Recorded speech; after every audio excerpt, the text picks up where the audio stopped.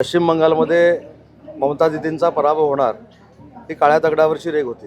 त्याच्यामुळं मला असं वाटतं याच्यामध्ये काही नवल नाही. देशाचे पंतप्रधान नरेंद्र मोदी साहेबांनी जो विकासात्मक देशाला पुढे नेण्याचा निर्णय घेतलेला होता आणि आपला देश जागतिक पातळीवर पहिल्या 5 क्रमांकामध्ये आहे, ह्याचीच प्रचिती पश्चिम बंगालमध्ये आली आणि आता जवळजवळ 190 जागांवर भाजपा त्या ठिकाणी पुढे आहे. लोकसभेच्या वेळी ज्या पद्धतीनं फेक नरेटिव्ह सेट केला गेला होता की 400 पार जर झाले तर संविधानात बदल केला जाईल, मुसलमान बंधू भगिनींना भारताच्या बाहेर काढलं जाईल, या फेक नरेटिव्हमुळं त्यावेळी थोडाफार आम्हाला फटका बसला असेल.